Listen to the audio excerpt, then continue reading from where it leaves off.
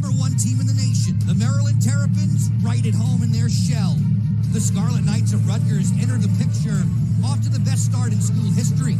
Terps head coach John Tillman is primed for a Big Ten showdown. Hard-shooting Logan Wisnauskas ignites an offense that's bound to explode, while Logan McNaney shows a saving grace around the cage. Rutgers head coach Brian Brecht has an upset in mind, with Ross Scott leading the charge of the third-ranked Scarlet Knights, whose hopes may rest on the efforts of sensational stopper Colin Kirst. This evening, #3 Rutgers brings a sparkling 10-1 record to College Park, set to face unbeaten and undisputed #1 Maryland with college lacrosse on Big Ten Network. It is great to see you again, along with Mark Dixon. I'm Joe Beninati. These two schools are used to battling for supremacy in the Big Ten. Why have they risen to the top in recent years? Well, hey, this is why we live for Sunday Night Lacrosse on the Big Ten Network, a matchup of 1 versus 3. But if you look at both programs, Maryland is a blue blood.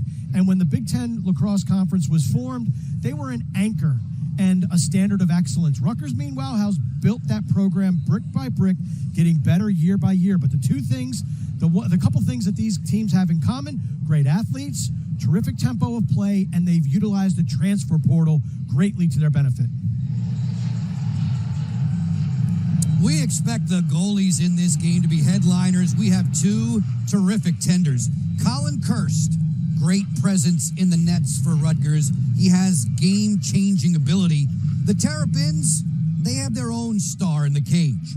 Logan McNaney up for some left-handed larceny tonight, Mark. And Maryland is the highest scoring team in the country. Their top threat is on the verge of a school record. It just seems like every year we do these Maryland games, there's the #1 that is knocking on the door of the all-time scoring record. And tonight is no different. Logan Wisnauskas only a few points away from his former teammate, Jared Bernhardt.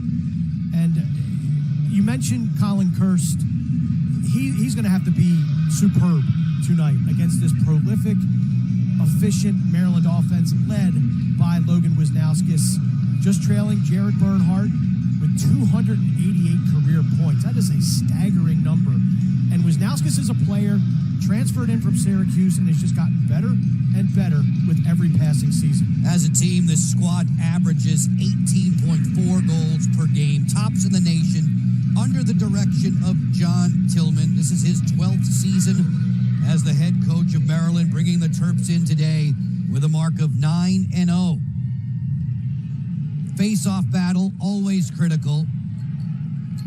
Maryland with star Luke Weirman, ranked #2 in the nation in terms of winning draws. He pops this one loose. They fight for the ground ball, and it comes up for black-jerseyed Rutgers.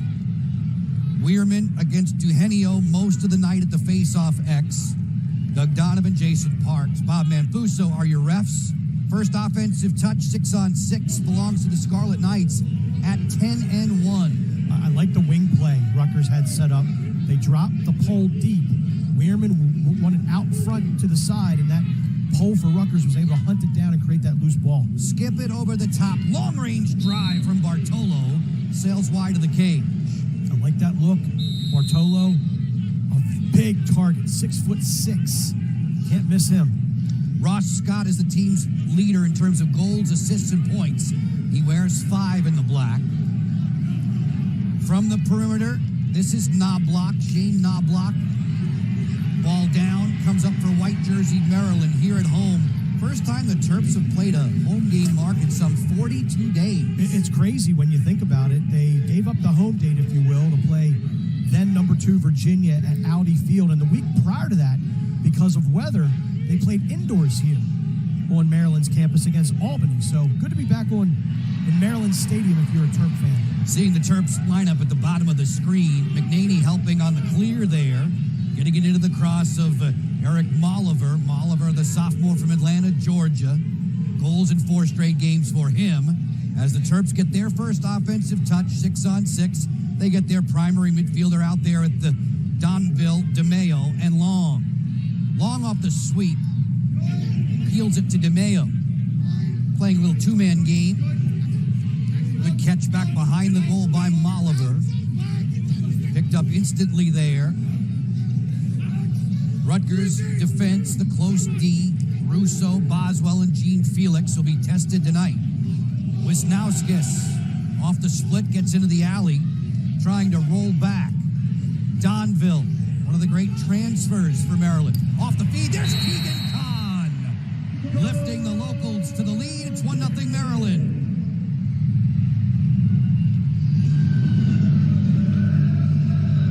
The Rutgers defense will try to regroup after they take it on the carousel that is the Maryland offense. Maryland moves the ball so well. Logan Wisnauskas ends up on a short stick. Jonathan Donville catches the Rutgers defense ball watching. He dodges, spins back to his right. No one sees the front swing of Keegan, who takes the feed and whips it past Kirst for the early Maryland advantage.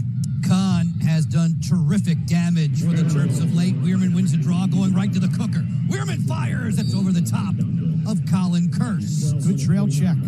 Kept that shot off frame. If you're Rutgers, this is a big defensive stand. I know it's 12:40 left to go in the first quarter, but Maryland just got you looking silly on that last goal. You really got to hunker down. You're looking at the individual matchups, trying to figure out what Rutgers is up to defensively. They typically do not like to slide a whole lot. Kahn against Apgar. Came to town for Rutgers from Division III Salisbury. Malever in tight. Tiptoes the crease to score.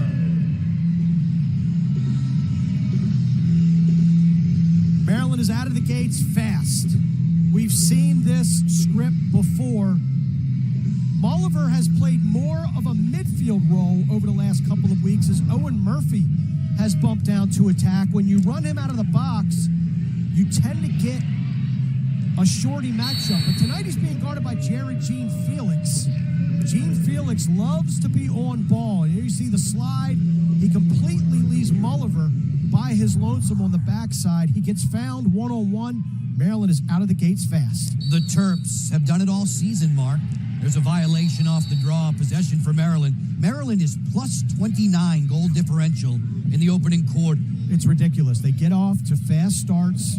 They play with a ton of energy, a ton of tempo, and they don't take their foot off of the gas. This is what the evolution of a John Tillman Maryland Terrapin team looks like. And year 2 of Bobby Benson, he has this guy's flowing like water on the offensive end. That's Mark Dixon. I'm Joe Beninati. Glad to have you on board for Lacrosse on Big Ten Network, a Sunday night special coming from Maryland Stadium in College Park.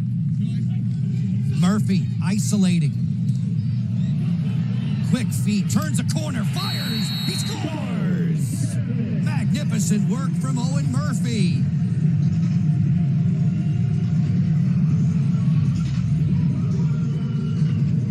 Murphy is so quick. His change of direction is sublime. This ankle-breaking move behind the cage is a thing of beauty as he just goes to his right, comes back left, little crossover move.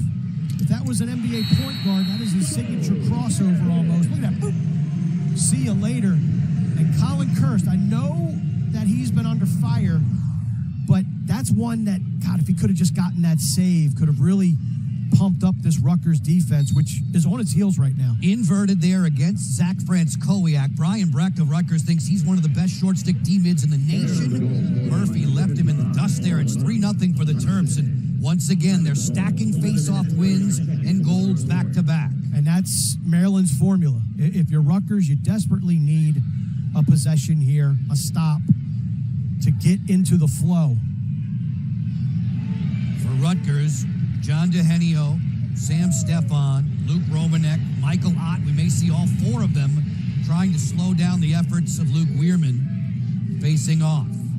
Jack Koras has possession. Maryland off to a lightning-fast start. What else is new? Kahn, Malever, and Murphy have struck. I mean, when you talk about these shorties for Rutgers, Kamish, Coyne, Frankowiak, they're the capos of this Rutgers team. They've got to set the tempo, and it's not good when you see your capos get taken to the rack like that. Wisnauskas hesitates, steps and fires. He scores! Logan Wisnauskas.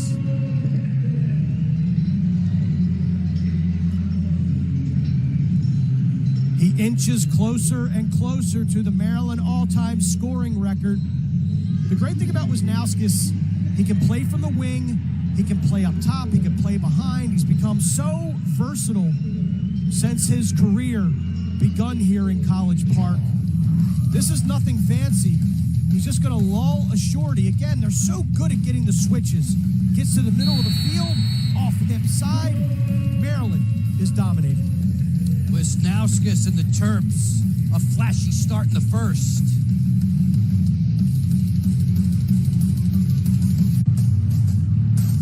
Lacrosse on the Big Ten Network is brought to you by State Farm. When you want the real deal, like a good neighbor, State Farm is there. Mark, our State of Success is brought to you by State Farm, and we know that Logan Wisnauskas' numbers are eye-popping. They really are. And what is it about this number 1 jersey? I mean, anybody who puts it on just outdoes the guy that wore it previously, and it is a long, proud history. Logan Wisnauskas has certainly lived up to the legacy. His first goal here tonight has him creeping closer and closer to his former teammate, Jared Bernhardt. Good timeout by Brian Brecht. He has got to get these guys dialed in. That's not going to do it. That's a face-off violation against DeMaio. Maryland right now is downhill, and Rutgers has got to find a way to push back. Maryland has won the last 15 meetings straight up against Rutgers. Rutgers' lone win in the all-time season series back in 1980. Long to Wisnauskas off the hitch. He fires, he scores! Logan Wisnauskas has tied the Maryland mark for point scoring. We mentioned at the top that Rutgers was going to need a superb effort from Colin Kurst, their netminder. He's yet to make a save. And as we see the counter, he's up to 290 career points. Logan Wisnauskas has tied Jared Bernhardt. There's Jared's brother, Jesse, the defensive coordinator for Maryland. I'm not saying it's easy, but bad approach by Jared Gene Felix. Wisnauskas just goes right by him. But if you're Colin Kurst, that's high heat. You got to come up with something. You got to help your team out. Kurst is one of the best goaltenders in the Big Ten and the country. You got to come up with some saves just to give your team a lift. Kurst save percentage hovering around 57% most of the season. Weirman gets the draw and bats it to Bubba Fairman off the wing. Maryland with another possession. They have put 5 unanswered on the board to start things in the first 5 minutes. And other than that shot by Bartolo, and then there was a turnover by Knobloch, Rutgers hasn't touched the ball. The only time the ball's been in this half of the field, the defensive half of the field, was when Maryland won it back that way for a face-off and had to clear from their defensive zone. Malever on the sprint. Settles in 6-on-6. We haven't had any extra man to this point. Brennan gets to the alley against Kamish. Koras getting topside. Wisnauskas looking for the mark himself now to own the Maryland point scoring record with his next point on the board. Bang, bang there, and there's Kurst making the stop on Koras. Nice stop by Kurst. Read it, fought it off. That's what they needed. They needed that little, he just needed that to kind of, get in the game. It's like getting hit for the first time. A 7 p.m. Eastern time start here at College Park, Maryland. The field now fully enveloped in shadow. The lights starting to take effect. Koras running away from Kamish. Bring it on back for Wisnauskas. Terps showing good poise and patience, as well as that productivity that has been a hallmark of their first quarter offense this season. Malever forced that one. He bounced it wide after getting loose from Apgar. Another save by Kurst. That's the good news. Bad news since it hit him. Another 60 seconds for Maryland. They are just relentless in their attack right now. Rutgers settling in defensively a little bit. They have to get better organized. Daninger there, short stick D on Brennan. Wisnauskas hums that one right on, and Kurst stabbed it beautifully and starts the breakout. His outlet passes are exquisite, and this is a Rutgers team that wants transition. They certainly do. They love to get up and down the field. Hopkins, I thought, did a nice job cutting the field in half last weekend. Didn't really give up a ton of transition to the Scarlet Knights, particularly in the second quarter. what turned out to be a 12-7 win for Rutgers in Piscataway over the Blue Jays. As we near the 7-minute mark of this opening frame, Ross Scott has possession, picked up by Ajax Zapatello. Two players from Oregon in that clash right there. Gallagher swivels, rolls back against Fairman. This one's hung right on. McNaney made the save there on a BB from Ronan Jacoby. Rutgers loves to jam the middle. That's where they love to get shots from, in between the hash marks on that island area, like about 5 yards in front of the crease. Scott against the shorty, then traded back off to Zapatello. As big Brian Cameron comes to set the screen, Rutgers with 40 seconds to shoot. Knobloch has the pole on this first midfield unit for the Scarlet Knights. Jacoby rolling back against Smith. Top it comes. Knobloch fires and scores. Shane Knobloch. Terrific offense by the Rutgers Scarlet Knights. Ronan Jacoby has really come into his own. The transfer from Wesleyan, Division III Wesleyan, John Raba's program, won a national title a few years back. Watch him suck the defense down, draws the slide, Makar, and with doing that, Knobloch is able to step down uncontested, and he tattoos the upper 90 over the shoulder of Logan McNaney. That was a rocket from about 12 yards. Knobloch with tallies in 10 of the 12 games this season now for Rutgers, and the Scarlet Knights get the draw. The face-off win from Stam Stefan, who joined the program from Mount St. Mary's in past days and seasons. So now Rutgers has a chance to go back-to-back on the scoreboard. And that face-off win is gigantic. It just gives you their third possession and keeps this ball out of the sticks of that Maryland offense, which up to this point, credit Kurz, 3 saves on that last defensive stand for Rutgers. Sanguinetti on the move now for the Scarlet Knights in black. Play it around, top side for Bartolo. He'll put the big swim move on and fire to score! Mitch Bartolo.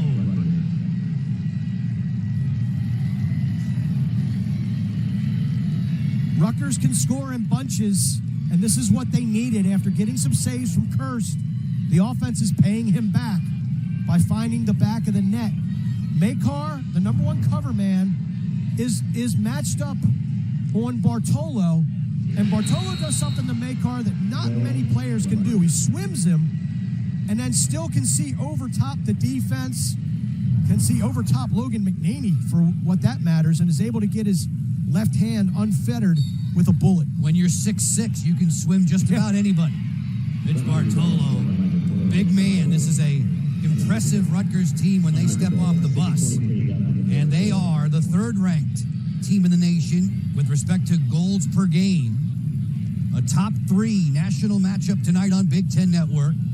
With 6 minutes to go in the first quarter, it's 5-2 for the Terps in white. Ajax Zapatello has drawn the assignment of Ross Scott, who is the quarterback of this Rutgers offense. And we've seen that more. Zapatello taking more of the cerebral types. Makar oftentimes battling with the most physical attackman on the other team. Knobloch gets a good pick, and then he hums one wide of McNaney. The backup belongs to Rutgers, closest to the ball where and when it leaves the field after a shot gets possession. Ross Scott, 37% shooter on the season, matched up with Zapatello. Skip it. Jacoby's sidewinder, wide of the goal. Again, it's that man-to-man offense almost for Rutgers. They like to play so close to the cage. Beautiful whirling dervish move there, but it's pounded into the ground, and McNaney makes the save on the bounce shot. He'll clear with help from Alex Smith. Move it along. Prabilski. Maryland, no break. 6-on-6. And Logan Wisnauskas on the verge of a Maryland record this trip. Great transition defense by Rutgers. They read the scout. Prabilski, not really a scoring threat. They allowed him to carry down and take the shot if he chose to. He didn't. Cycles it down, and now Rutgers gets into 6-on-6. Long off the sweep. Plays catch with Wisnauskas. Logan works at goal line extended. Snapshot score! Donville.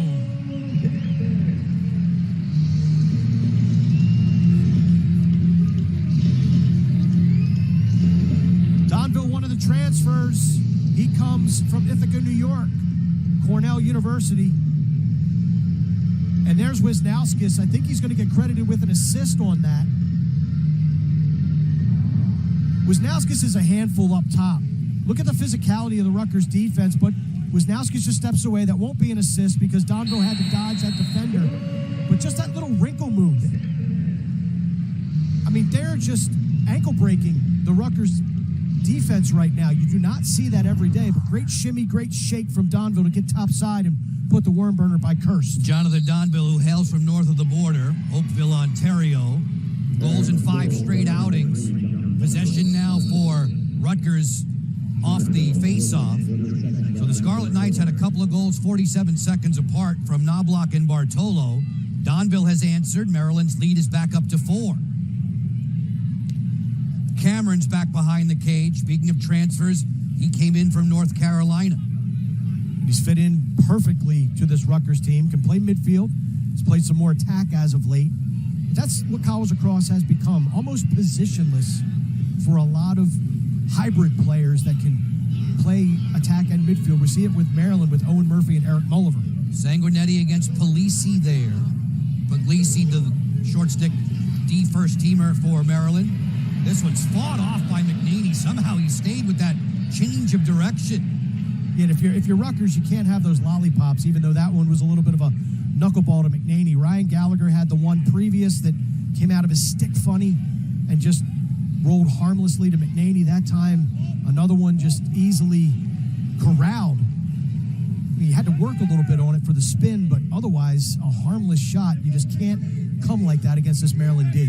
Wisnauskas slings it back behind the cage. Terps getting subs on late in the opening quarter. Just over 3 minutes with which to work. Maryland in the driver's seat, 6-2. Jack Koras with goals in 5 straight. Gets away from Daninger. Off the hitch, Brennan didn't pull the trigger. Here comes Murphy off the sprint.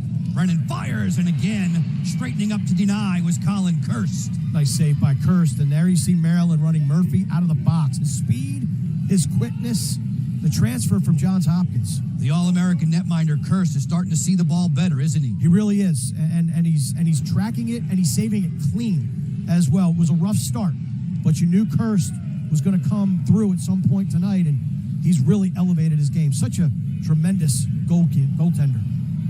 Cameron getting away from Ray Hill at the offensive end now for Rutgers. Scarlet Knights 10-1. Best mark ever for this school through 11 games. I love how they've beefed up their schedule over the years. Remember 2016, they beat Hopkins twice and still didn't make the NCAA playoffs because of poor RPI and strength of schedule. They've rectified that. And Rutgers, again, under Brian Breck's leadership, has continued brick by brick to become one of the nation's top programs. Ronan Jacoby sends it back behind. 14 seconds on the shot clock. Gallagher there against Smith, puts the split on. Help comes from Ray Hill. Good support defense here from the Terrapins. Shot clock's at 3. Scott fires, and McNaney makes the save at his knees. Well, that's Ross Scott for you right there. He can make things happen fast. Nice save by Logan McNaney. Terps are looking for a fast break. There's a huge collision midfield. Slamming down to the turf. Rutgers in the final 80 seconds of the quarter. Well, if Rutgers can get one here and go in down 3 after that blitzkrieg by Maryland in the first 5 minutes, they got to feel pretty good about themselves. Mitch Bartolo badgered on the outside. Coming up with the scoop, it's Knobloch, who had the first marker on the evening for Rutgers. Jacoby away from the double team. Under a minute in the opening quarter. Mitch Bartolo drawing a couple defenders. 37 seconds on the shot clock. Bartolo isolates, bullies his way inside. Long-range bid that sailed high. Jacoby not afraid to fire from deep.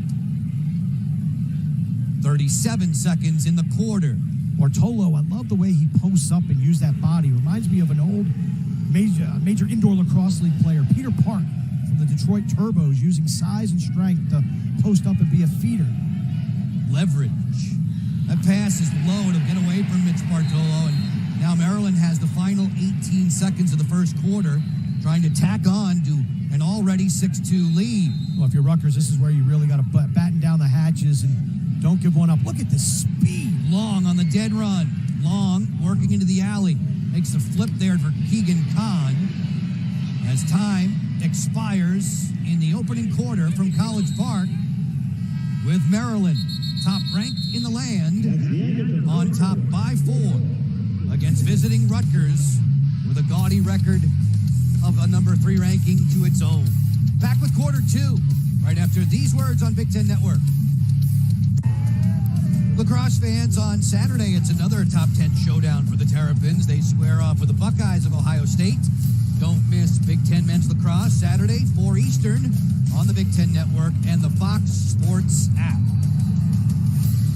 Those two teams have played some grudge match games in recent years. That one expects to be a good one. And Maryland will not have their, that's Jared Bernhardt, is it not, in the black toque? That's him. Gray hoodie, black skull cap. Was showing it off for NFL scouts about a week ago on Maryland's Pro Day. And Matt Rambo to his left. What a team. The 2017 team, 5-year anniversary of their national championship, being honored here today at Maryland Stadium. And there is that jersey that Jared Bernhardt wore for a couple of seasons, establishing himself as the best player in men's Division I college lacrosse, passed down to Logan Wisnauskas. Jared has company mark atop the Maryland all-time point scoring list. Logan Wisnauskas has tied him tonight. The next one will set the standard alone. Yeah, Bernhardt impressed those NFL scouts, got invited to I think the Denver Broncos may have invited him to give a look-see. Projected as a wide receiver, maybe a kick returner in the NFL. What a story that would be. When you talk about these special athletes in college lacrosse, Pat Spencer, Dwarton winner from Loyola University in Maryland a couple of years back, now playing in the G League, spent his 5th year of eligibility playing basketball at Northwestern. Slingshot score from the alley. Knobloch has his 2nd of the night. The 2021 Big Ten Freshman of the Year was Shane Knobloch, and the Jersey boy gets his 2nd marker of the night. The first one was off ball when his man left him to slide, and this time we're just going to see him beat Geppert off the dribble. Cruises down the alley, comes into the hash mark where he knows he's going to increase his angle, and he gets closer to the goal, whips it far post. Shane Knobloch really getting it done for Rutgers thus far. Knobloch in the first minute of the second quarter. You see top of the screen, 22 tallies on the campaign as Weirman digs in on the draw. Fairman is there to come up with the scoop. First talking with John Tillman about the personalities on this Maryland team, and he used the word for Bubba. He's a character. John said his team isn't full of big-time personalities off the field, but a lot of guys who put up on the field for sure. I was just going to say, we're beginning of the second quarter, the first time we've mentioned Bubba Fairman's name. That's how deep and talented his Maryland team is. At the line, this will bounce home. Murphy's done it again. Maryland responds quickly.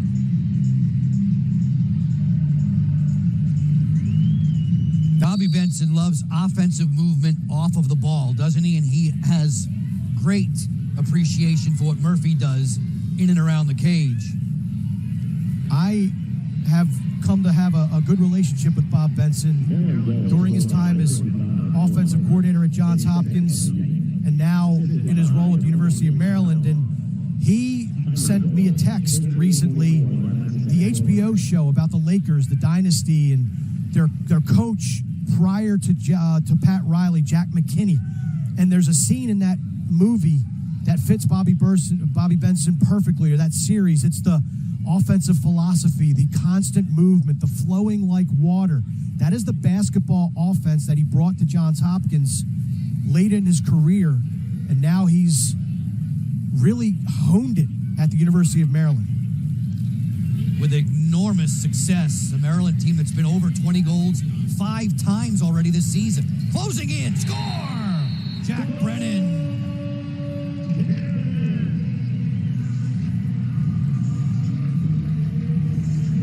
Colin Kirst and his defenders and the Scarlet Knights, they held the Blue Jays of Johns Hopkins to a season low in goals last week. Maryland is already on the board with 8, one more than the Blue Jays put up a weekend ago. It's 8-3 for the #1 ranked team in the nation. And this was a Maryland team that didn't feel like they played particularly well for 3.5 quarters against the University of Michigan, and still were able to beat a talented Wolverines team by 8 goals. Maryland is just scary right now. And you just look at what they've done to some really, really good teams during the stretch run, and you got to wonder, where's the weakness? Where can you hurt Maryland? Jacoby on the feed, Bartolo off the split, fires, and McNaney eats that one up. That was headed for the top corner, offside against the lefty, and he plucked it out of the air.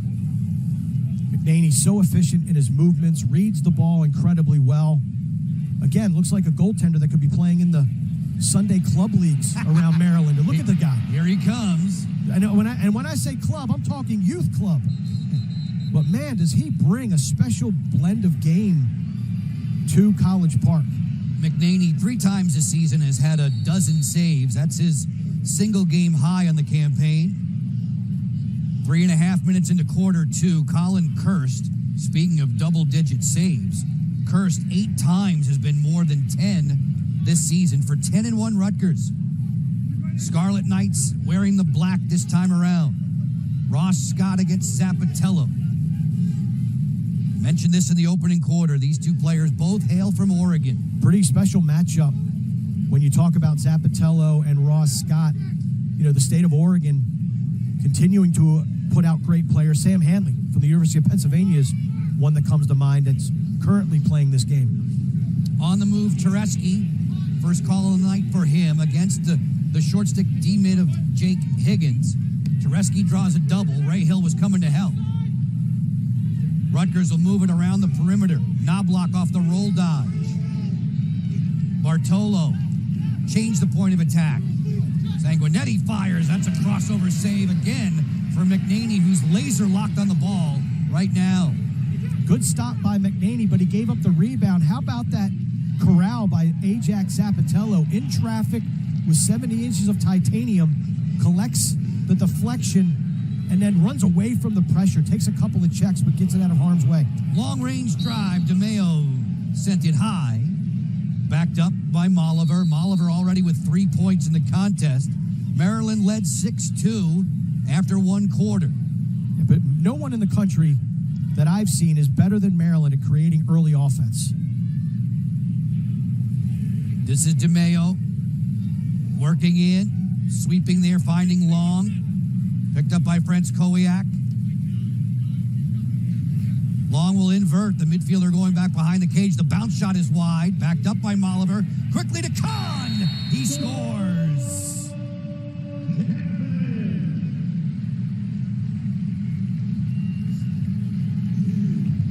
Malever and Murphy are becoming interchangeable on this Maryland offense, as Brian Brett can only look on and try to figure out some way, somehow, to stop this Maryland onslaught.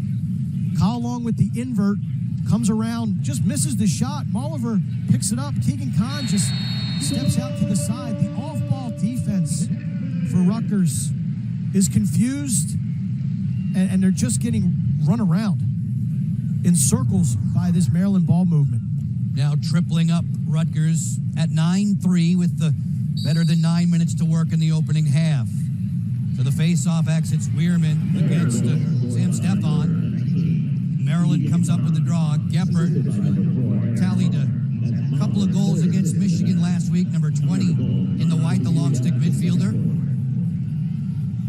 Moving in swiftly, the Terps get it set. Fairman Off the hitch, fires, Cursed with a denial on the bounce shot. Not a bad take by Fairman. Again, early offense for Maryland. They won the substitution game. Credit Cursed for reading it, stopping it, and getting it upfield. Cole Daninger finds Brian Cameron, and Cameron will settle into a 6-on-6 now. 6 minutes into quarter 2. Daninger gets inside. McNaney made the save from the sharp angle. We get the whistle and possession for the Terps. Yeah, crease violation by Daninger. Rutgers trying to create their own brand of early offense, but not nearly as high a percentage shot as Maryland is getting. Forcing it a little bit, actually. Brian Breck, the head coach for Rutgers, used the term machine-like to describe Maryland, their performance to a 9-0 start for the guys in white.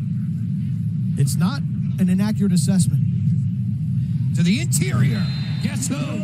Kahn has done it again. He's the first on the board with a hat trick.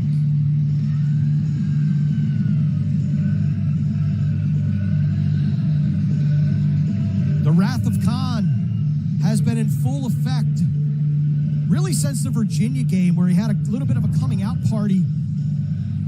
And machine-like, yes. Are they human? They are, but holy smokes, look at Kahn just run upfield. And again, just Rutgers is a day late and $1 short. There just always seems to be a step behind this Maryland Maryland offense, and this is a very talented, very athletic Rutgers close unit. Kahn able to get past Jared Jean-Felix there. Kahn with 4 straight hat tricks now. He's shooting close to 48% this season. That's ridiculous. That is an incredible shooting percentage, great stat. But again, they put themselves in such high percentage positions. We just got to give so much credit to Bobby Benson and what he's done with this Maryland offense. Top of the screen, you see they're number 1 in the nation in the blink of an eye in double figures already tonight on Big Ten Network. Just about halfway through quarter 2. Wisnauskas. Next point's a big one. There's a feed inside. Cursed with a phenomenal split save there on Murphy. Wow, what a stop by Colin Cursed, showing off why he is widely regarded as the best goaltender in the Big Ten and perhaps in the entire nation. Son of Michelle and the late Kyle. Clearing issues here for Rutgers. Get the whistle and possession for Maryland. John Tillman was telling us earlier in the week just how friendly he was with Colin's dad, Kyle. Yeah, they used to work some camps together, and he watched the Curse brothers grow up. A very special relationship between John Tillman and the Curse family, and been well documented, the legacy that the Curse family has had and the lasting impression that they've made on this Rutgers program. It was pretty special last year to watch Colin be able to play with his brother Connor. Apgar made a good takeaway check there for Rutgers. Driving back, it's Franz Kowiak. Getting the ball into the cross quickly of Cameron as he glides in against Ray Hill. Rutgers trailing by 7, 6.5 to go in quarter 2. Maryland has put 4 unanswered back on the board after an early second quarter strike, second of the game, from Shane Knobloch. Kamish against Long. Fires, he scores! Brennan Kamish from the angle. Kamish is one of the capos, the short stick D midfield unit for the Rutgers Scarlet Knights. And John Tillman told us this week in talking to him, he doesn't think Rutgers is as NASCAR as they were back in like 2016-17 when players like Christian Mazzone would stay on the field and play offense. But this is what Kamish does. Instead of going to the box and beating it, he sticks around, gets a good matchup, and just takes his man to the rack. Beautiful bounce shot. Great recognition by Brennan Kamish.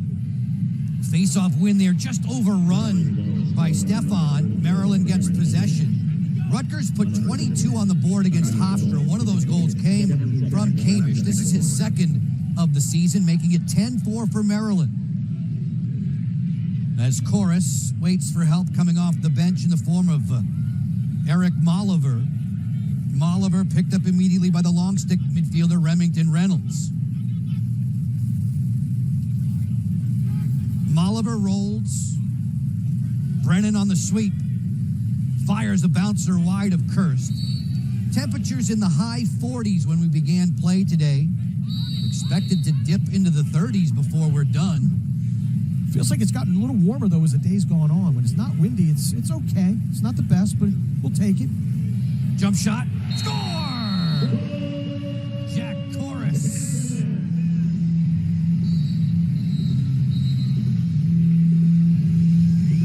Maryland just has this Rutgers defense off balance. I love what they're doing with Owen Murphy and Eric Malever. It just is a change of pace. You don't know which way they're coming, but this is all Keegan and Jack Koras. Kahn, you have to respect him as a scorer. He draws the slide, feed down low to Koras, no one supporting, and the Terps continue to roll.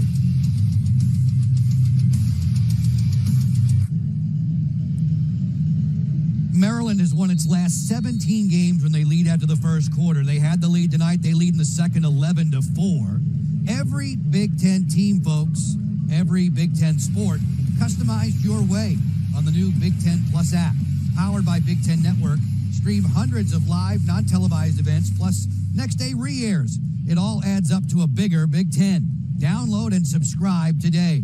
Keegan has been starring on Big Ten Network tonight. He really has. The transfer from Villanova, a great scorer.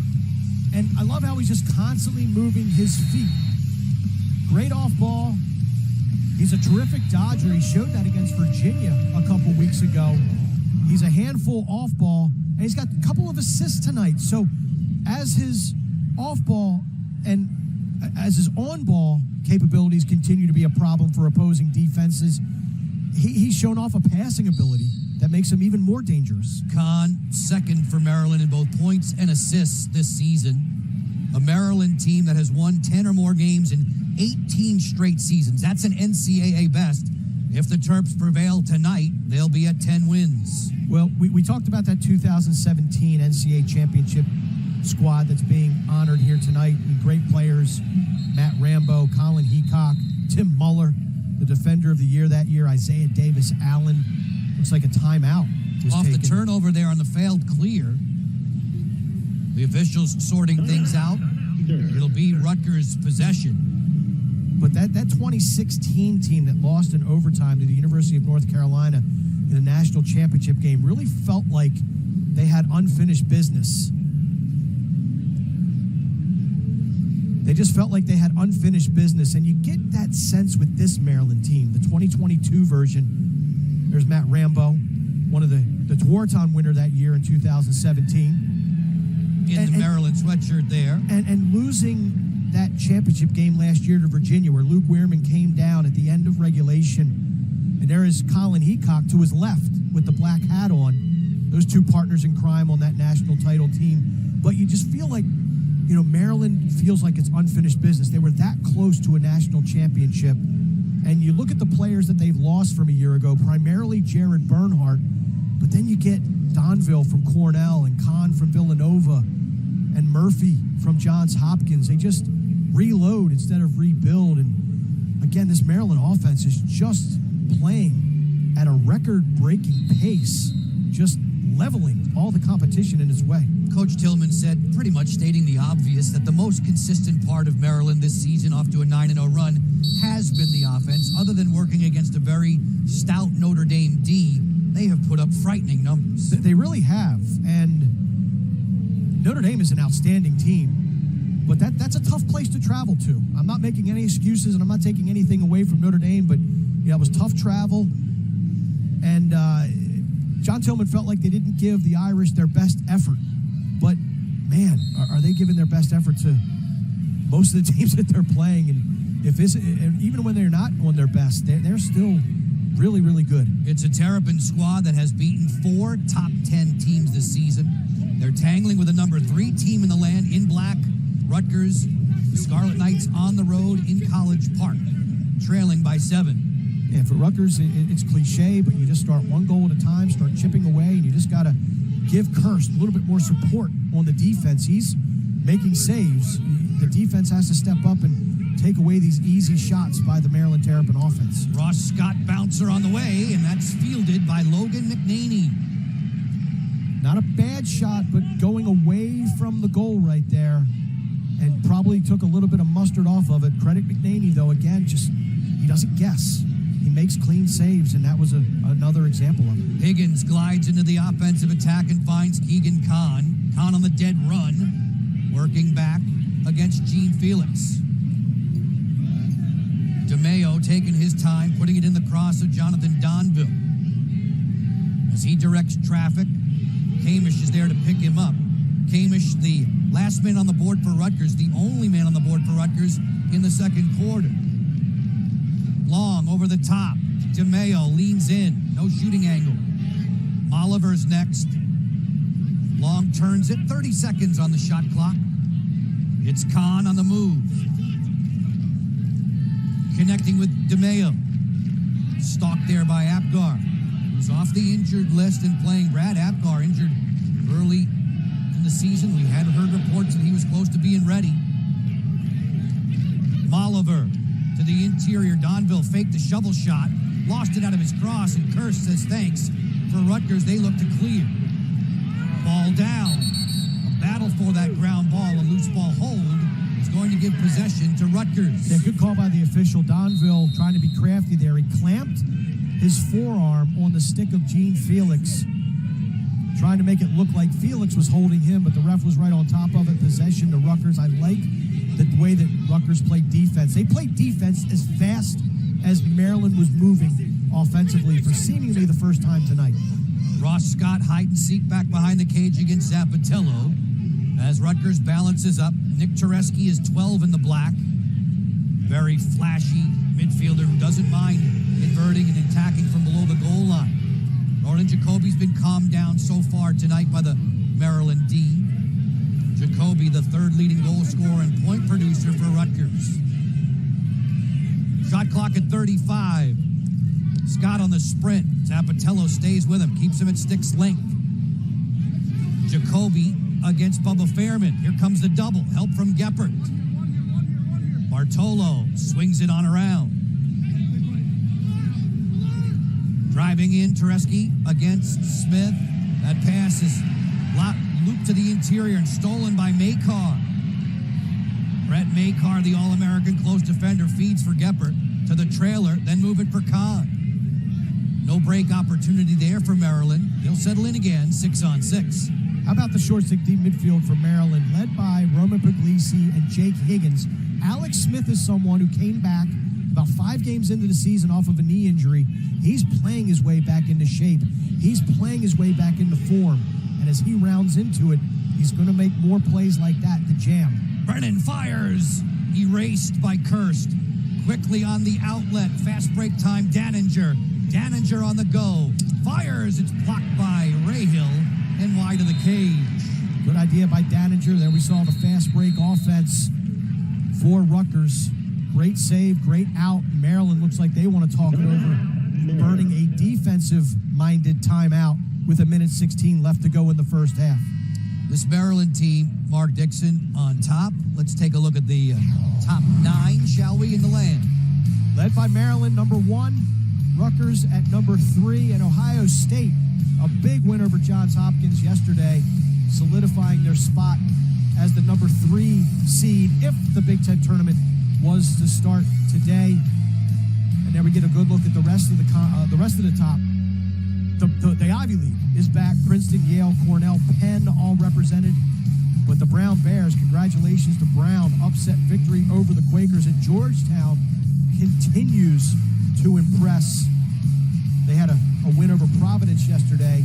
The Hoyas and the Terps scrimmaged, and that was a really spirited affair. That was back in January.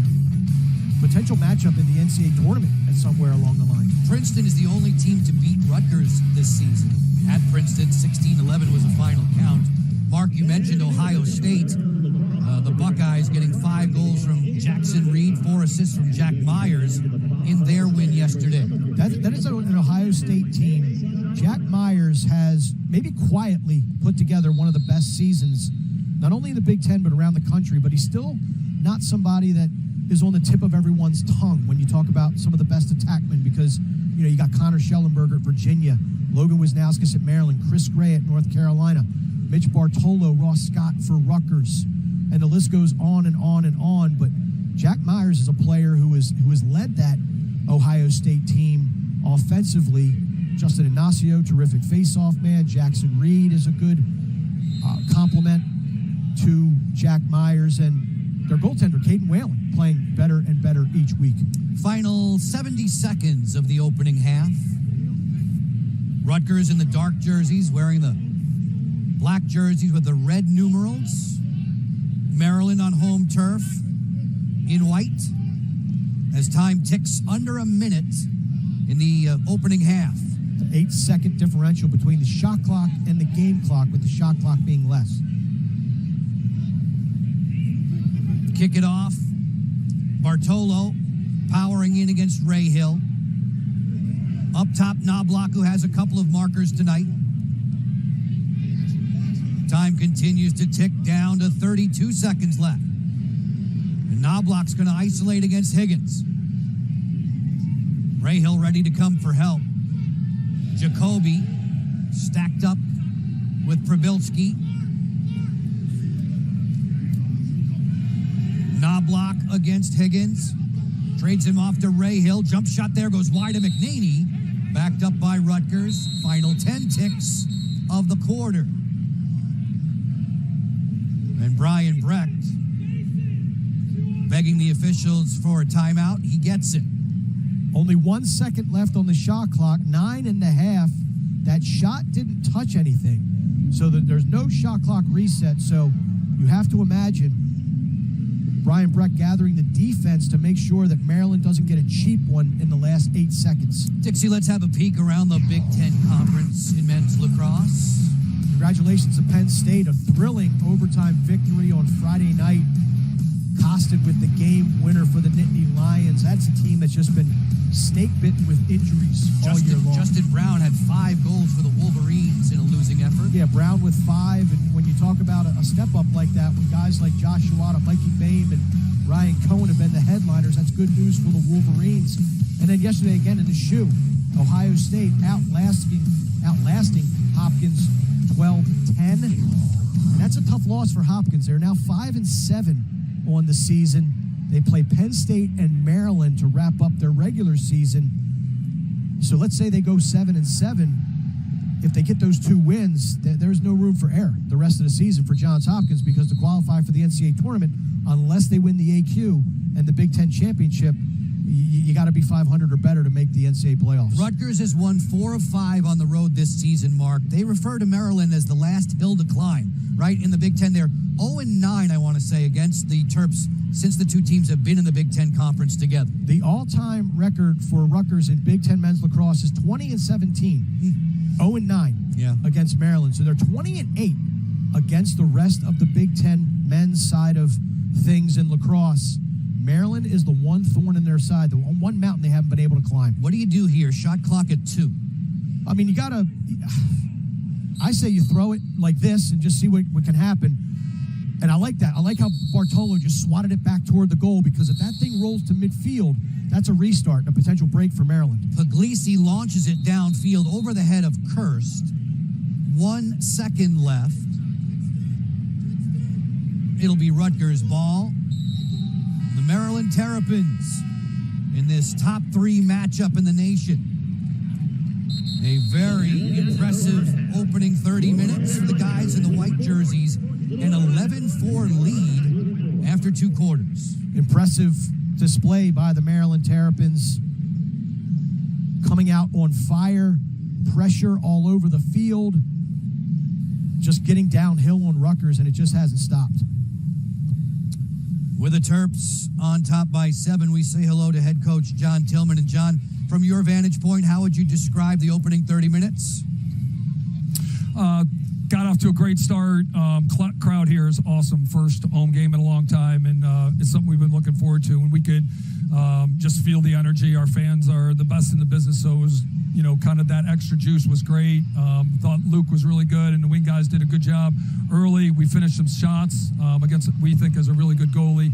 And then the game kind of settled in. I'd like to see us slide a little bit better. I thought we finished the half a little bit better on the defensive end, but had some opportunities to help some of the guys being Dodge, and we just didn't do that. Coach, your 2017 national championship team being honored tonight. What does that mean for you and your current squad to look over your shoulder and see those guys cheering you on? Brings back great memories. Just a tremendous group of guys. Certainly a lot of talent, but just great guys that made a lot of sacrifices. Guys that played for more than themselves, and that was really a big mantra that year. So many guys made sacrifices. They wanted to win it for everybody that fell short, and everybody that was kind of with us they wanted it for that group. So again, just great group of guys, and it's obviously I'm getting a little emotional thinking about those guys, but they mean a lot to us, and they're all doing really well, and we're proud of them. But really for us, we just got to come out and get the first 5 minutes. We got to come out on fire because this is a very dangerous Rutgers team, and they'll be ready to go. They're going to make a push in the third. Coach, just one more while we have you. Everybody focuses on the offensive end, the 11 goals on the board already, but Logan McNaney has been strong in the goal. How would you characterize his play so far? He's seen the ball well, which is great. And I think he's been really good in the clearing game. They kind of match rode us, which we practice all week. And, the first time he ran it right over, which is great. And they did it again, and we ran it over. And for some reason, one of our guys didn't stay back. But he's doing more than just making those saves. He navigates the clears really well. He'll steal you a couple ground balls, and he's got great poise, and he never gets too rattled. So it's always nice to have a guy like that because, eventually there's going to be teams that will score a few goals, but you just would never know with him, and I think that's why everybody has so much confidence in him. Coach, thanks very much. We appreciate the thoughts. All right, thank you. John Tillman, the Maryland Terrapins. The Terps flying the colors. Murphy and the Terrapins once again showing off that tremendous offensive punch. Rutgers will need to rally in quarters 3 and 4. We'll get you back for more at the half on Big Ten Network.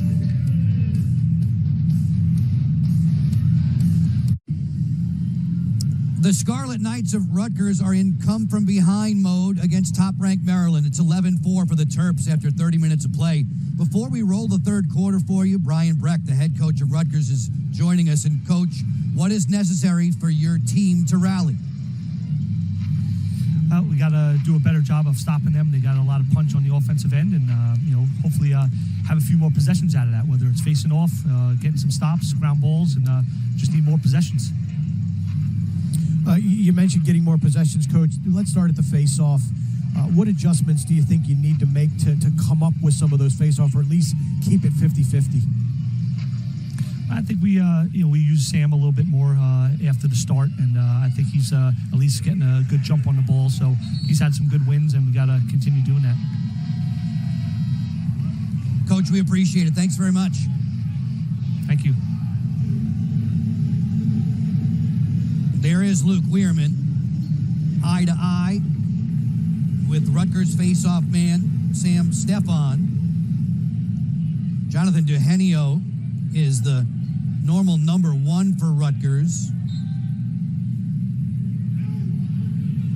as Weirman wins this draw with the wing help from Puglisi, who'll shake it back to the goal line. Maryland gets things started.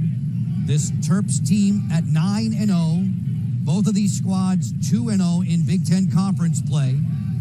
Along with Mark Dixon, I'm Joe Beninati. 3 cheers for all the men and women in our technical crew, both here in College Park and in our Big Ten Network studios. A little deeper ride for Rutgers creates the failure to advance. So that's a way to get an extra possession. So right off the bat, a decent start to the second 30 minutes for the Scarlet Knights. This is a Rutgers team with plenty of offensive pop. Cameron on the go. When we began play this weekend, they were the only team in the land to have 5 different 20-goal scorers they could brag about. And that's balance for this Rutgers team, and it makes them very, very difficult to defend. I think they've gotten some good looks. They've had some bad shot decisions, bad shot location, but they do have to be a little bit more choosy somewhat than they were in the first half. Mitch Bartolo sends it back behind the cage. Ross Scott's there. Jacoby with some shake as Geppert joins the party to help there on the double. Makar looking after Knobloch. More help from the long stick midfielder Geppert. A pass to the interior that gets away. Good defensive stop there and stand by Maryland. It is kind of, it's like a meat tenderizer out there. It just kind of soften Knobloch up, and then he tries to make a difficult pass. I thought on the initial dodge from Cameron that Knobloch could have stepped down as 2 or 3 like he did on his first goal. I thought he was a little too far away from Cameron to be a threat. Just step into that. You had success for Rutgers' first tally earlier in the first quarter. Terps in the white jerseys. Anthony DeMaio, high-scoring midfielder, operating there against the D of Francowiak. Donville sets and fires, and Kirst answers in cage for Rutgers. One of the nation's best netminders was touched up for 11 goals in the opening half. Maryland just plays it with one gear, and that is fast. Whether it's DeMaio, Long, Murphy, they run out of the box and start the offense initiating like their hair's on fire. Wisnauskas has Boswell hung up. Wisnauskas turns the corner. Had that shot and or pass deflected. It'll stay with Maryland. Malever comes to get it against Francowiak.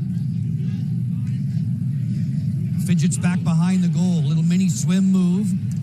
Gene Felix was there. It's Long with a drive, and again, Kirst. Such a presence in that 6x6. He makes the stop. Yeah, he really is. And that Kirst family, again, Connor playing in the PLL now. CJ getting it done at Cornell. Cole having a nice season for Lehigh.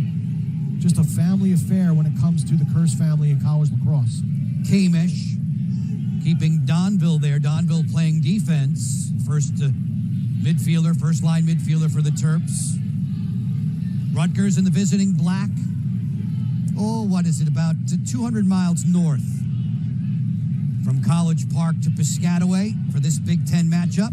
For me, it's exact. From my door to door, it's 180 miles, so round trip 360.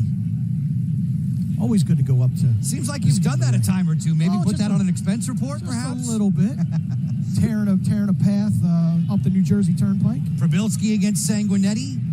Shot clock at 20 for Rutgers. On the move, Amon. Second midfield out there for Brian Breck. Jack Amon works in off the split dodge. Shot clock's at 8. Teresky inverted against Probilski. Slams on the brakes. Turns a corner. Bounce shot. Score! Nick Teresky with a beauty. First time we've seen the second midfield unit for the Rutgers Scarlet Knights. And they find pay dirt. We saw Sanguinetti take a run in the first half of action, but Teresky, he's an attackman by nature, playing some midfield, and watch him get to X and just put the brakes on. Comes back the other way. Uses the goal as well. Uses the goal as almost a pick. And slips a nifty shot past Logan McNaney. Good start for Rutgers. Teresky with goals in 4 of his last 6. Both coaching staff mentioned Rutgers is an older team, very experienced. Going to goal, Weirman ran into a buzzsaw there, and Rutgers takes it back. But Teresky is one of the younger guys that Rutgers can develop. A Rutgers team that has benefited from several first-year transfers who load up their offense. They've utilized the transfer portal very well, as has Maryland. And in this day and age, we're talking to John Tillman this week. He equates it to business performance. It's if you're a top salesperson, you still are going to have people trying to outsell you, outperform you, and you have to recognize that and attract new talent. Knobloch, a couple of goals in the first half, exchanging the ball here on the outside with Cameron, one of those transfers, the former Tar Heel. Knobloch with a sizzler that went wide of the goal. I like how Rutgers is now flowing a little bit better offensively. I didn't think they were that bad in the first half. Just some of their shot selection was questionable at times. Scott pitches for Knobloch. On the outside off the roll, Jacoby sends it wide. Did you see the numbers for Jacoby at Wesleyan, by the way? Oh, ridiculous. Crazy amounts of goals. 160 of them. Yeah, he's a terrific player, and he's adapted quite nicely to the Division I landscape. Gallagher pawns it off. Knobloch sends it up top. This is Jacoby against Higgins, the short stick D-mid. Mitch Bartolo fires. That's over top of McNaney, who had 8 saves in the opening half. We're 5.5 minutes into quarter 3 in College Park. At the end of the shot clock, Rutgers elects to offer the ball back to McNaney and the Terps. Good defense by Maryland. Really didn't give up a quality shot to the Scarlet Knights during that defensive sequence. Rutgers is 8-4 against ranked foes in the top, or rather in the last 2 seasons. They have never beaten a number 1 ranked team. Facing top-ranked Maryland this evening. Ray Hill on the go. There's a flag down, and we're about to see the first extra man opportunity of the night. It's been a clean game. It looks like it's going to be an offsides against Rutgers. Play is stopped. Officials tonight, Messrs. Donovan, Parks, and Manbuso. Brian Breck looking for an explanation, palms up. They're waving off the flag, so it must have been an offsides against Maryland. So you can't have 7 in your offensive end. 1, 2, 3, 4. Well, couldn't count them up, but instead of it being a flag down, it should have just been a turnover. Brian Brecht was quick to ask the officials, and then I like how the officials got together and said, wait a second, I think it was white offside. See, yeah, there it is right there, 8 in the white. Yeah, and his foot's on the line. So that's your 7th guy. Robin Puglisi was hiding from everybody on that one, including us. McNaney makes the save on Jacoby. Zappatello will start the clear for the Terps. Maryland, last weekend, throttling up on Michigan. They'll get Ohio State this coming Saturday. Rutgers next in line for them. They'll travel to Ann Arbor to see the Wolverines. Yeah, Michigan in desperate need of a win, 0-3 in the conference thus far. Tremendous offensive firepower. Played a really tight game. Made a great rally, right? They rallied for 4 goals in the fourth quarter against Penn State. Matt Costin won it for the Nittany Lions back on Friday. Yeah, Justin Brown was terrific for the Wolverines. Wisnauskas off the hesitation, feeds inside Malever. He scores! And that should be the record point for Logan Wisnauskas. If he gets credited with that assist, he is Maryland's all-time number 1 point producer. Looks like an assist to me. Mark it down. Wisnauskas, apropos that he does it on a feed. I mean, this is a selfless guy, a self-proclaimed lax nerd, a guy who just works tirelessly. Wall ball Wednesdays, shooting in the snow, good little exchange, little 2-man game right there. Wisnauskas head up, again drawing slides, and a little sneak from Malever from big number 1. And we've got a new scoring king in College Park. And the old king is watching from the stands. Logan Wisnauskas edging by Jared Bernhardt. Former Tewaaraton Trophy winner, he and his mates, many of them in attendance, those who were part of the 2017 National Championship team being honored at the half here at Maryland Stadium. Weirman has just continued to develop. They saw hints of this last season. John Tillman said with respect to 52 White, it was like breaking in a young NFL quarterback. We didn't have to rush him, but once he took the job, he has flourished now this season. Maryland does a really good job of that as well. You know, you mentioned that 2017 National Championship team. They used 3 faceoff men, and their third-string faceoff man, John Garino, was the guy that got the job done in the biggest game of the season. So they do a great job of developing and not rushing their face-off. Kahn has his fourth.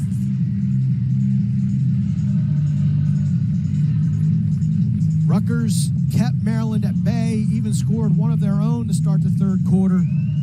But now Maryland has returned with proficiency. Keegan Kahn continuing to get it done. Donville loses the ball. And then there you see Bobby Russo was already sliding, and that kind of got the Rutgers defense out of kilter. That's what threw them off balance. They weren't able to recover. No backside help. And Keegan Kahn collects it and finishes. Kahn, 4 goals, 2 assists for 6 points in this game tonight. Keegan Kahn, 4 straight hat tricks now, and this is his third different 4-goal game of the season. He had 4 against High Point and 4 against Virginia when Maryland knocked off then the number 2 ranked Cavaliers in a lopsided game in Washington, D.C. And that was really if you didn't know, then you knew. After Maryland pasted the Virginia Cavaliers, a terrific team, 2-time defending national champion. My biggest takeaway from that game was they made Virginia look slow, which is virtually impossible to do. But this Maryland team, again, they only play in one gear, and that is full throttle. Kirst made the stop on Brennan. Maryland that day at Audi Field in D.C. knocked off Virginia 23-12. 5 different 20-plus goal performances from this Maryland offense. They're on a heater again tonight. They're at 13 and counting with black-jerseyed Rutgers in possession. Bartolo off the swim. Rutgers trailing by 8. And I know it's really premature, but this Maryland team, if they continue to play at this clip, and let's say they can run the table and win a national championship, I think you think about the 2006 Virginia team as one that was almost this dominant. Matt Ward, Kyle Dixon in the midfield, Ben Rubio on attack, Michael Culver, defenseman. Some pretty good names you're rattling off, by the way. 2012, Loyola had a special year. They really buzzed through the playoffs and beat this Maryland team in the national final 9-3. Eric Lusby, Justin Ward, Kyle Davis Butts, Mike Sawyer at the midfield, Josh Hawkins, Joe Fletcher. The man's an encyclopedia, folks. But I mean, you start to try to frame this up, and who does Maryland remind you of? And the way they play offense is unique. And they, those are 2 great offensive teams, Virginia and Loyola, but man, the way Maryland does it. Shot clock violation against Rutgers. The Terps will tell you they have enormously high standards on defense, too. Rahill closing. Rahill thinking about it. Moving quickly. Wisnauskas' spin is blocked. Ricochets back towards the midline. That's a great point you make, Joe. You got Brett Makar is a first-team All-American candidate. Hands down. Roman Puglisi, first-team All-American candidate. I think Jake Higgins is All-American caliber, short-stick D-midi. Logan McNaney, their goaltender. I mean, there's 4 potential All-Americans that play defense for Maryland, and they barely get talked about. McNaney in goal was honorable mention All-American a season ago. 13-5 for the Terps. Moving towards the tail end of the third quarter. Long on the run. He scores. Kyle Long.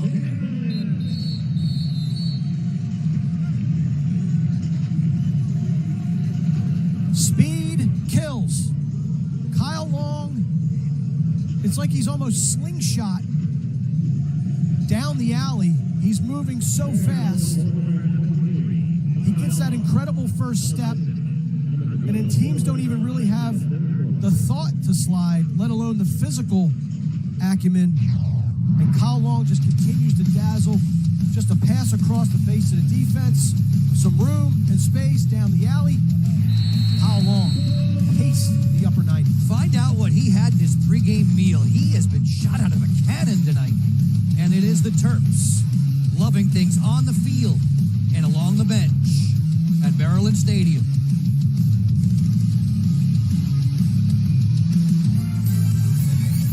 Coming up next weekend on Saturday, another top 10 showdown for the Terrapins. Squaring off with the Buckeyes. Don't miss Big Ten Men's Lacrosse Saturday, 4 Eastern on the Big Ten Network and the Fox Sports app. And in the background there, we can see a flash of the national title winning 2017 Terps. It's when it was an all Big Ten final. They were able to outlast a very good Ohio State team that year. Logan Wisnauskas wears the number 1 jersey, and he is now number 1 all-time in points scoring. Unbelievable when you think about the number ones. We just saw Matt Rambo hoisting up that national championship trophy. Connor Kelly, Jared Bernhardt, of course, last year's Tewaaraton winner. And now there's a new king in town. Terps with a 3-goal run in the last 3 minutes and change. They beat Rutgers here last season by a 19-12 margin. Scarlet Knights looking for the ground ball on the sideline. Diving effort there. It'll belong to Maryland with still more than 4 minutes to work in the third quarter. Makar and McNaney on the clear. Brennan, who had been blanked in 3 of the last 4 games prior to tonight, scored in the second quarter for these Terps. Koras is cashed in as well, running against Francowiak. Right to the cage. Whistle before Kahn put it in. Crease violation against Maryland. It's Rutgers' ball. And that's kind of what people are starting to think now when it comes to this Maryland team. Who can take down the Terps? A lot of people are just like, maybe, the only team that can stop them is Maryland. If they just have an off day, or if they don't handle the success properly. Keegan Kahn was coming around the goal uncontested for another layup opportunity and steps in the crease. So far, we just haven't seen any team that could possibly knock off this Maryland team. Notre Dame played them tough. Princeton played them pretty tough. 6-on-6 this end of the field. Bartolo this way for Knobloch. Quick feet. Ross Scott on the move. Zapatello right there with him. Knobloch off the split. Probilski's waiting. Shot clock's at 23. No room to operate there for Cameron. Swinging on around Jacoby against Bubba Fairman. From the angle, McNaney made that stop. Rebound high in the air, and Bubba comes down with it. Fairman and the Terps looking to run. He's a one-man clear. Fairman on the go. Higgins driving in. Slow break outside. Ray Hill pumped it high. That shot was too close for Ray Hill. He's used to those 60-yard bombs on the 10-man ride. But that's a defender. That's a defender running up as the trail. Coach Tillman says of Ray Hill, he is smooth with regard to his shooting stroke, even with that long stick in hand. Daninger on the go for Rutgers. Daninger has assists in 2 of his last 3. 2 and change to go in the third quarter. Ross Scott with it. Big game against St. John's earlier in the year. He had 5. He's had 4 different 4-goal games this season, has Ross Scott. He's not on the score sheet yet for Rutgers. Ajax Zapatello quietly erasing Ross Scott. This blast was blocked. McNaney comes rocketing out of his goal crease to propel Maryland in transition. Puglisi, who's been scoring goals regularly, slows the tempo and finds Wisnauskas.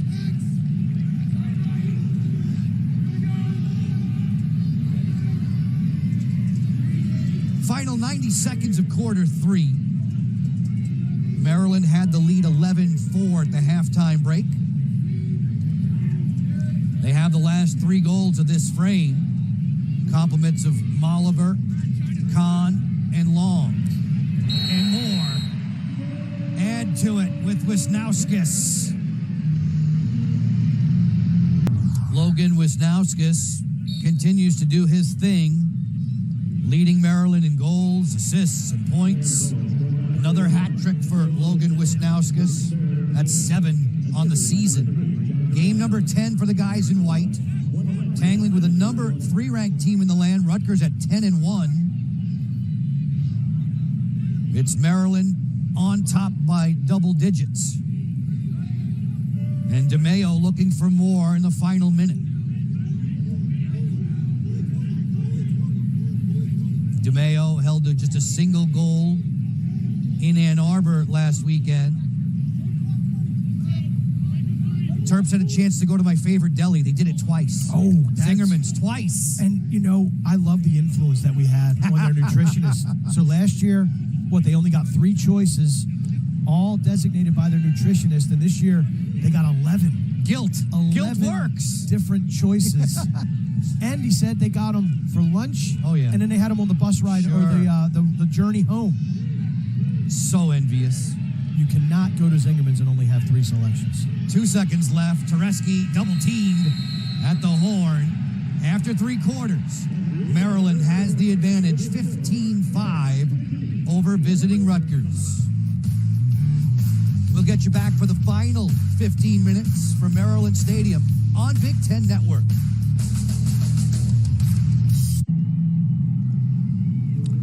Mark Dixon, why don't we summarize for the folks just tuning in with us after 3 quarters of play? Maryland 6-5-4, all adds up to 15 and a 10-goal advantage over the number 3 ranked team in the country. I was told there would be no math tonight. That's not my strong suit, so I'm glad it's spelled out. But Maryland came out of the gates firing on all cylinders, hit their first 5 shots, and Luke Wehrman is the biggest reason why they were able to get possession after possession after possession to sustain and maintain the pressure on that Rutgers defense.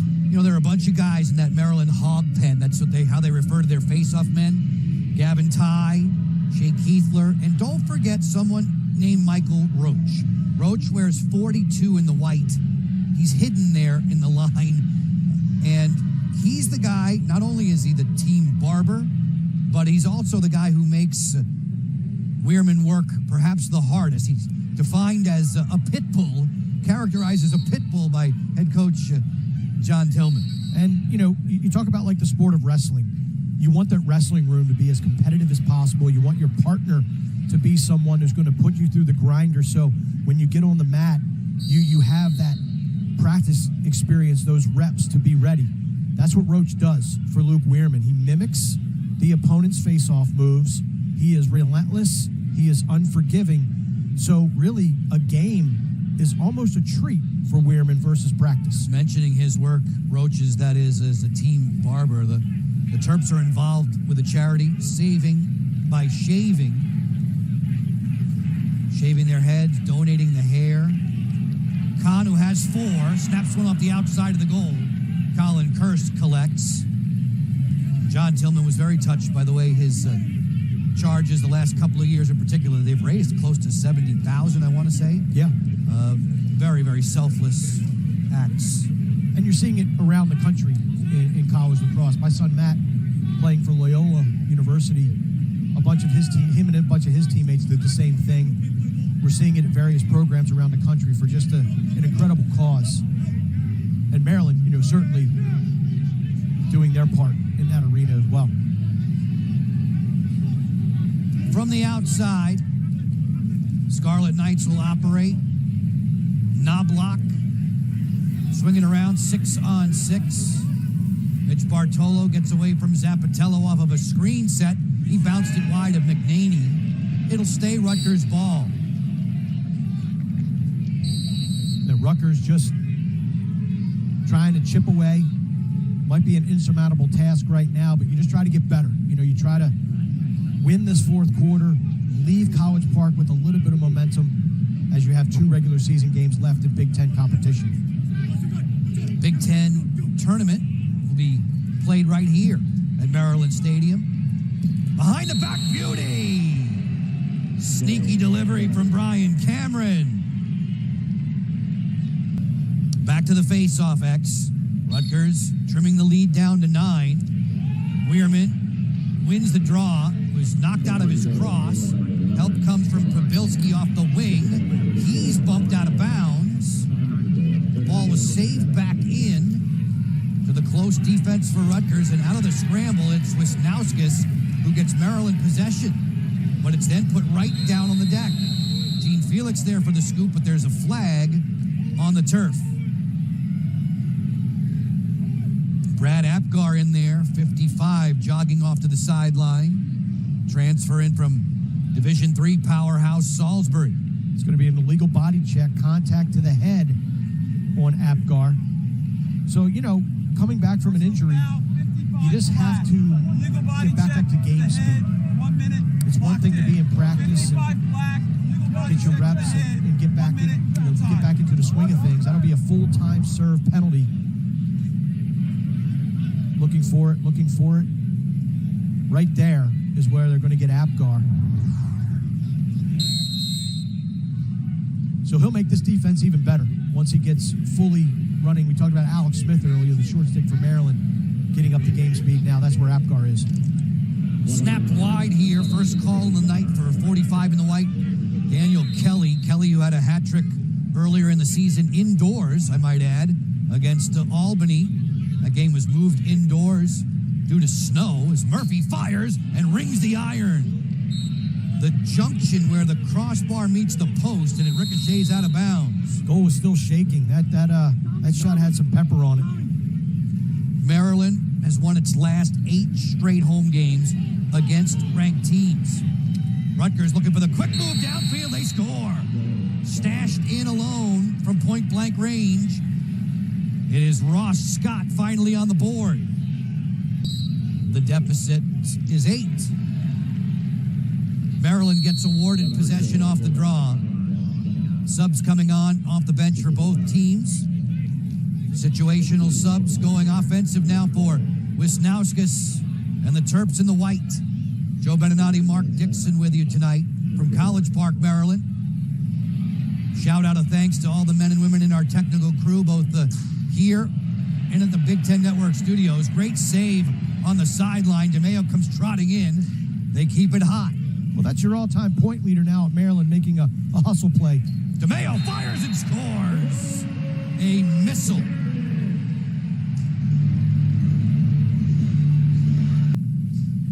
Wisnauskas, who has set the all-time Maryland point-scoring record tonight. Weirman gets control of another draw.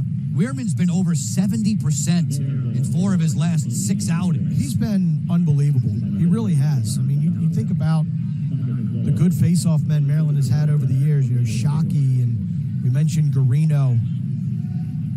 I mean, it's a situation where Weirman has just taken that position for the Terps to another level. DeMaio weaving through the traffic, fires again wide of Kirst. Colin Kirst started the night with a goals against average of 9.46. Roughed up for 16 by high-powered Maryland. The Terps now just about 2 goals off of their seasonal per-game average. Malever, sneak attack. DeMaio fires. That's off the outside of the meshing. Kahn chases it down. He has 4. They work it. Donville's pass plucked out of the air. Good defensive effort there by the long stick midfielder, Remy Reynolds. Getting the ball back for Rutgers. This defense for Rutgers has really been put through the ringer tonight. They'll learn from this loss. It'll sting. It'll be a long bus ride back to Piscataway, but when they took a look at this film, Eric Saramet, Jimmy Ryan, and Brian Brecht, they'll figure some things out and try to clean it up. And if and when these two teams meet again, which could be in a few weeks, right here in the Big Ten tournament. Those 3 names you just listed, offensive coordinator, D coordinator, and head coach, for a very, very fine Rutgers squad at 10-1, trailing on enemy turf by 9, trying to win for just the 2nd time in the all-time series against Maryland. This is meeting number 34. The lone victory came way, way back in 1980. It's been a long time, long time since Rutgers has beaten the University of Maryland in lacrosse. Teresky fires, stopped by McNaney. Fast break time, here it comes. Maryland get downhill with Geppert. He'll fire, he sent it wide. Backed up on the end line, it stays Maryland ball with 9 and change to go in the 4th quarter. Timeout on the turf. Maryland emphatically defending its home turf, leading Rutgers by 9. Lacrosse fans, we know you have many sporting interests. Get all the news and highlights from a busy day around the conference on the Big Show. It's coming up next on the Big Ten Network. Joe and Mark with you here in College Park, Maryland, as we take a look around the Big Ten Conference. Men's lacrosse with Maryland soon to improve to 3-0. Yeah, and next week, as we take a look, Rutgers and Michigan. Michigan again trying to get that first Big Ten Conference win. Stay out of that 6th seed. This year, all 6 teams will make the Big Ten tournament. Quarterfinals will be the 3 seed against the 6 and the 4 against the 5, with the higher seeds having the home game. Then the semis and the championship are here. Ohio State, that's the one team in the Big Ten. Ohio State and Hopkins have seemingly giving Maryland the most trouble consistently over the last few years. We'll see if the Buckeyes will have them next Saturday, here in College Park. We'll see if the Buckeyes can slow down this Terrapin train. Very popular play tonight. That sneak there from Koras didn't hit pay dirt. Perhaps we shouldn't close the door so quickly on Rutgers. These are 2 of the highest scoring teams in the country. Rutgers averages upwards of 16 goals per game. Maryland has done a very fine job defensively. Scarlet Knights go into the cage now. Off the hesitation comes Cameron on the sweep. His bid didn't get through. Off the carpet, it's Higgins starting the break the other way with Puglisi. Short stick D-mid jogs it ahead and sets up before he gets a bump from Daninger there. Knocked out of bounds. It'll be Rutgers ball. Looks like Puglisi just lost focus for a split second. I don't know what the communication was like, but good catch from behind creates a turnover, and Rutgers, the Scarlet Knight team, they continue to fight. They're not going to go away easily.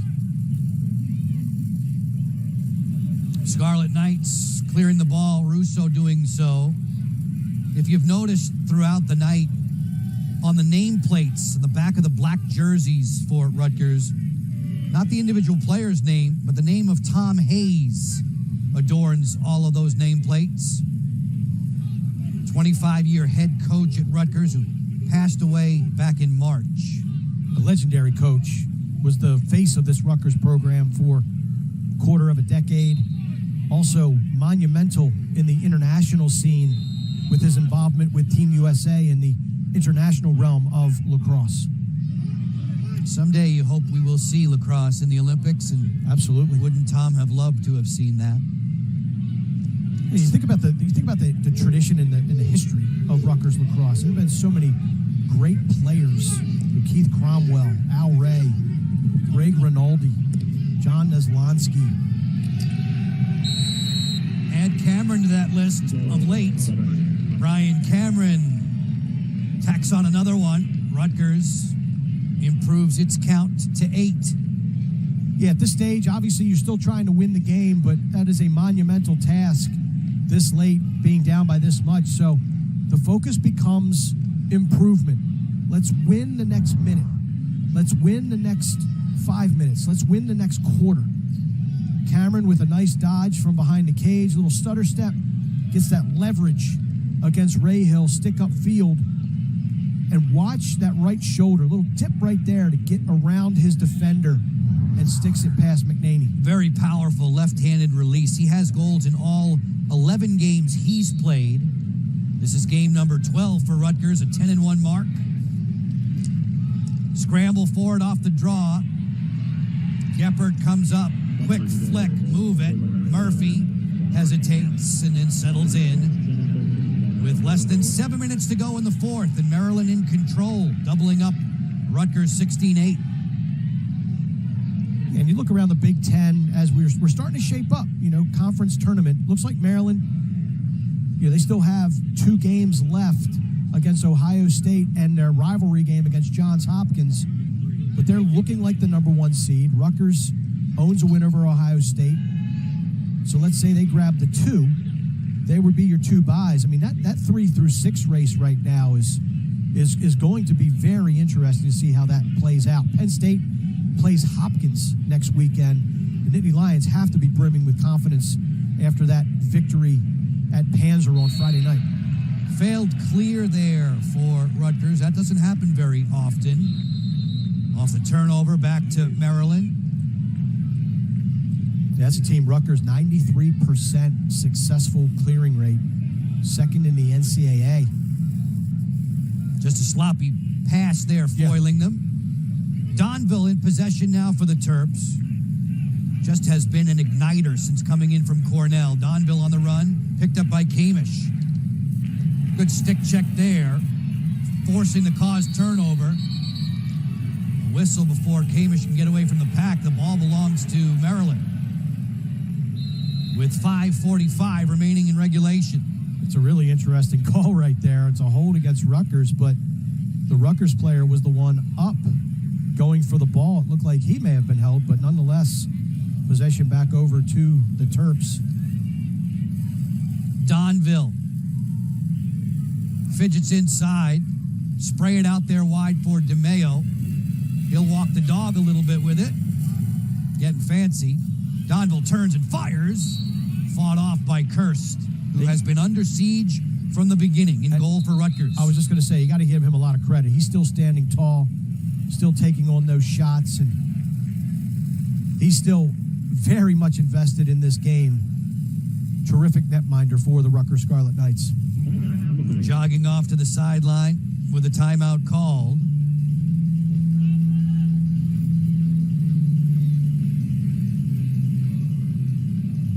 (16-8) for Maryland, with so many different weapons, but as usual, Logan Wisnauskas finds a way to make headlines. He does, and again, transferred in from Syracuse, really came to College Park as a shooter, and he has developed into a complete player. Yeah, he can still shoot, but he can move very, very well. He can assist. This is the record-setting point. A little feed down to Eric Malever. And then if you don't pay attention to number one, he'll do things like that to you. When he gets his feet set, that's still his bread and butter. Hands-free, feet set, staring down a goaltender. But Logan Wisnauskas living up to all of the hype and all of the prestige of wearing that number one for Maryland. It's remarkable when you call yourself the number one all-time leading scorer. You've just surpassed Jared Bernhardt there, center of the screen in the black winter cap. And Brian Breck, the head coach of the opponents tonight, the Rutgers Scarlet Knights, calls Maryland the bluest of blue bloods in all of lacrosse. When you're number one like Wisnauskas is right now, that's saying something. It really does. It really does. I mean, you think about the great scorers throughout Maryland history who have worn that number one. You know, your Andrew Whipple, Joe Walters, recently retired from the professional game. It is elite company. Keeping on the thoughts of Rutgers head coach Brian Breck, he thought his defense took a step forward last week against Johns Hopkins. We know how prone to pyrotechnics Maryland is, but how have they performed collectively, defensively tonight? I thought the first half was a mess. Yeah. I mean, it really was, and Maryland can do that. Coach said they couldn't use the same game plan. He said that. Yeah, but I mean, they had Rutgers spinning, you know, like I've never seen them struggle. I mean, they got beat by Princeton pretty soundly, but I don't remember the defense being that confused and that on their heels. But I give them a ton of credit. I thought late second quarter they really settled down, and the second half they have been better against this very dangerous Maryland offense. Daninger on the run. Koras gets back in the hole for Maryland as we drift below 4.5 to go in the fourth quarter. The Terps on top 16-8. Cameron, familiar figure, attacking from this side. His pass is a bit tall. Goosed back over by Russo, but this is going to be Maryland possession. Bubba Fairman just hanging out with it. Picked up there defensively by Gallagher, who does a little bit of everything for these Scarlet Knights. Has had such a great career at Rutgers. Came as a midfielder, played attack, and then went back to midfield once that attack unit, the Charlambetis, Mullins, Kirst unit was formed last year. Just does everything that's asked of him.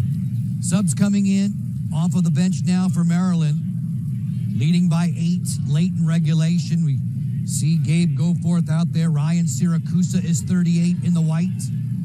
This is Goforth, hatcheted on the outside.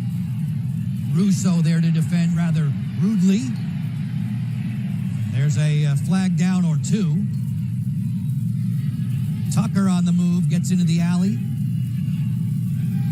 Syracuse off the split dodge. Severe angle, pumped it wide. Malever ran into traffic, and now Rutgers goes a man down. There's Bobby Russo jogging off the field. He'll be the guilty party. This is a proud Rutgers defense. They've continued to play hard. They've been under duress all night long. Slash on Russo. Extra man opportunity coming up for Maryland. They were gunning for win number 11. They've only done that twice in the program's history, 2016 and 1982. There's the foul on Russo. Russo got his money's worth on that one. Gabe Goforth feeling the sting. Goforth, who scored earlier in the season in a lopsided win over Albany. Terps go to the extra man, staying with the substitutes, third stringers off the bench. Kevin Tucker is 35 in the white. 2:45 left in this one. Maryland will improve to 10-0. Been an impressive run so far for the Terps. Next up, Ohio State. Looking forward to bringing that game to our viewers next week. Rutgers will fall to 10-2 in the process. Whenever Maryland keeps a team below 10 goals, it's just about automatic. This will be their 37th win in that fashion. Off the crossbar and post again. Rebound flicked in. Something else for the highlight reel for Maryland. Mentioned the hat trick he had earlier in the season against Albany. That's goal number 4 in dramatic fashion. Putting some icing on the cake for the Terps with 2 minutes to go. Fast break opportunity. Move it quickly from the wing. That's stabbed there. Reserve netminders come on. Drew Morris in cage now. Made the stop on a laser beam from Cameron.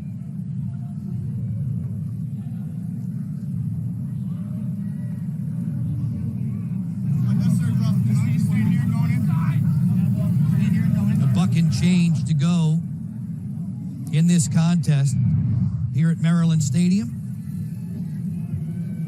That's going to be an unnecessary roughness call on the Maryland Terrapins. Looks like it's Matthew Kopp. Lowering the boom there. Must have been a tough week of classes, tough week of practice. Get a different color jersey to hit, and let's go. Vent some frustration. Jesse Bernhardt says that Maryland can be better, more buttoned up, better scheme, better personnel when they're man down. They get a little man down practice here with 1:35 to go in this contest.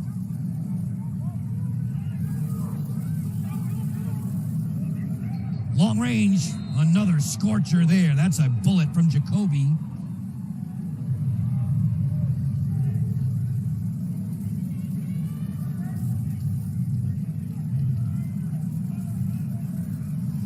Ronan's first goal of the night. Looked like Maryland was going to be able to kill that penalty off. Rutgers just moving the ball around, and it looks like there was a trip or a Maryland defender lost his footing in the middle of the field right there, and that kind of opened up the shooting lane. The defender's looking around, it's like, where's the moving pick? But it looked like incidental contact. Jack McDonald ends up on the turf, and nice shot by Ronan Jacoby. 17-9 now with 84 seconds to go. Jacoby has been a scoring dynamo for Rutgers. Face-off win there for Gavin Ty, who mentioned the depth the Terps often pose at the face-off X. Jacoby with goals in 11 of 12 this season, that extra man strike, lifting Rutgers' count to 9 as we near the final 60 seconds with Lacrosse on Big Ten Network.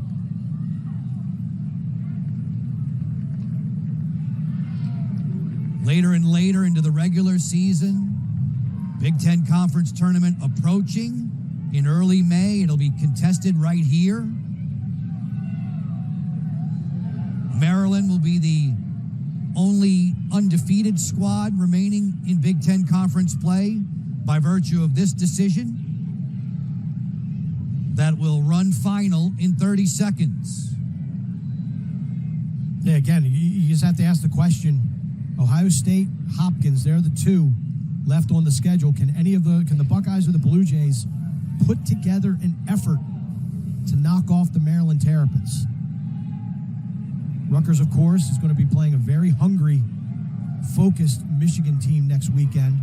Then they'll close their regular season docket against Penn State.